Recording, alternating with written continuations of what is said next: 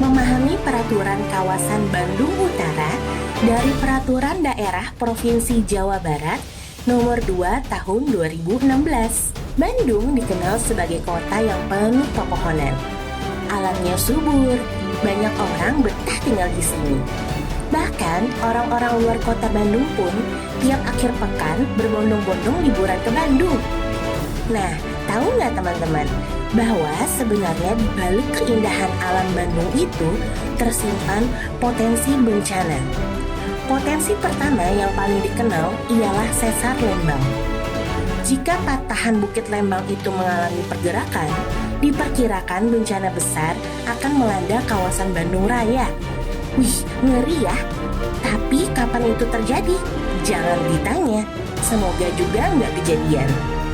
Di luar ancaman sesar Lembang, sebenarnya ada bencana yang mengintai dan itu nggak bisa diremehkan. Lahan-lahan kritis di pinggiran kota Bandung yang berada di kawasan Bandung Utara ini jelas merupakan persoalan besar. Beragam bencana juga sudah mulai terjadi seperti kisah banjir lumpur yang menimpa kota Bandung tahun 2018 silam. Dan yang terbaru adalah bencana longsor yang menimpa Cisarua di Kabupaten Bandung Barat. Teman-teman, sebenarnya kawasan kritis ini sudah memiliki peraturan daerah yang kewenangannya pada pemerintahan Provinsi Jawa Barat. Nama peraturannya adalah Peraturan Daerah Provinsi Jawa Barat Nomor 2 Tahun 2016. Tujuan dari peraturan ini sebagai pedoman pengendalian kawasan Bandung Utara. Tetapi sepertinya peraturan tinggal peraturan. Dua hal yang paling mudah dilihat oleh siapapun adalah perihal pembangunan non-hunian penduduk seperti villa, hotel, kafe, atau restoran yang berada di ketinggian lebih dari 1.000 meter. Pembangunan terus berjalan. Kalau diizinkan, tentu saja yang memberi izin itu melakukan pelanggaran. Kalau tidak diizinkan, mengapa pembangunan terus berjalan tanpa kendali ya? Di luar perizinan, ada juga masalah lingkungan di sektor pertanian. Banyak tanah-tanah pertanian yang sejak dulu kekurangan pohon. Pemerintah tidak banyak berbuat di sini untuk melakukan terobosan mengatasi masalah krisis erosi dan membantu petani dengan edukasi model pertanian baru yang lebih ramah lingkungan. Kita lantas bertanya, apa pentingnya peraturan jika tidak dijalankan? Silih berganti, gubernur yang menjadi tulang punggung penegakan peraturan juga tidak menunjukkan kiprah yang serius. Sebagai bahan edukasi dan transparansi publik, berikut ini kita rangkumkan muatan-muatan peraturan daerah atau Perda Provinsi Jawa Barat Nomor 2 Tahun 2016. Ini penting dibaca supaya kita tidak asal bicara dan mengerti siapakah yang mesti mengambil peran utama. Pada pasal 10, pembinaan dan pengawasan yang paling bertanggung jawab adalah Gubernur Jawa Barat yang memiliki kewajiban melaksanakan pembinaan dan pengawasan terhadap pemanfaatan ruang di KBU. Pembinaan dan pengawasan itu dijalankan dengan melibatkan A. Pemerintah daerah kabupaten atau kota, B. Pemerintah desa, dan C. Masyarakat. Pada bagian pengawasan, dinas berkewajiban melakukan pengawasan terhadap kegiatan pemanfaatan ruang di KBU. Pengawasan terhadap kegiatan pemanfaatan ruang meliputi kegiatan yang berpotensi melanggar pemanfaatan ruang atau mengganggu lingkungan di KBU. Pemerintah juga bisa melakukan kegiatan pemanfaatan ruang dan pengendalian pemanfaatan ruang yang pengawasannya tidak atau belum dapat dilaksanakan secara efektif oleh pemberi izin pemanfaatan ruang. Dalam kewajiban pelaksanaan pengawasan tersebut, dinas berkoordinasi dengan Satuan Polisi Pamung Praja Provinsi Jawa Barat.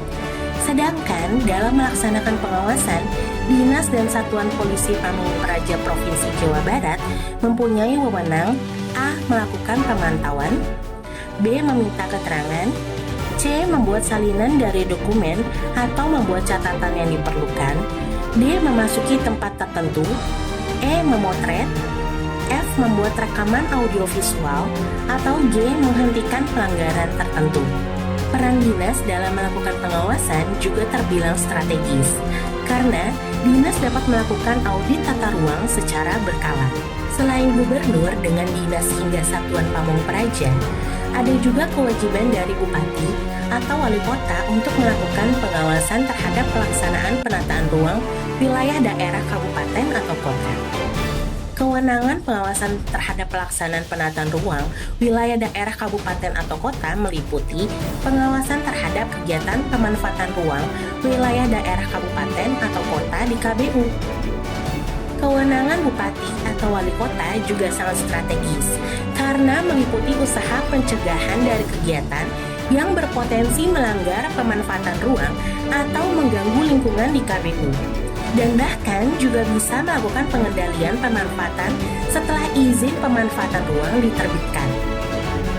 Selain prinsip-prinsip di atas, terdapat juga peraturan penting lain.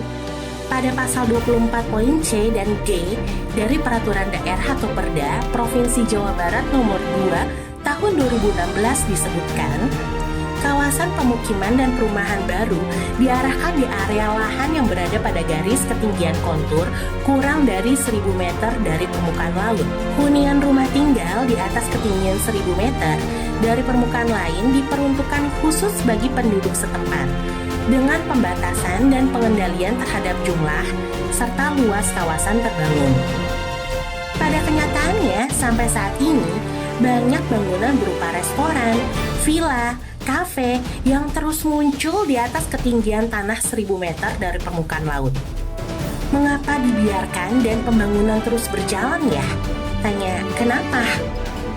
Sebagai kawasan yang memiliki luas 40.000 hektar dan 70%-nya mengalami krisis, kawasan Bandung Utara dipertimbangkan oleh peraturan tersebut sebagai sebuah ancaman yang besar bagi kehidupan masyarakat dan ekologi.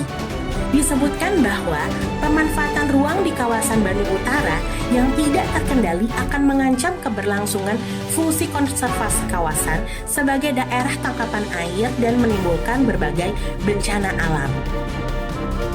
Oleh karena itu, pengendalian KBU dilaksanakan berdasarkan asas-asas keseimbangan, keserasian, keterpaduan, kelestarian, keadilan, manfaat, dan peran serta masyarakat. Semua panduan tersebut dimaksudkan sebagai usaha mewujudkan peningkatan fungsi lindung terhadap tanah, air, udara, flora, dan fauna, dan juga meningkatkan pengendalian dan penertiban ruang di KBU untuk menjamin pembangunan yang berkelanjutan sekaligus mewujudkan kepastian hukum dalam pengendalian di KBU. Secara praktis, peraturan di atas memiliki tujuan untuk memperbaiki lingkungan dengan target yang sangat bagus, antara lain mempertahankan fungsi kawasan lindung atau memperluas kawasan lindung dan melindungi tebing dan sungai.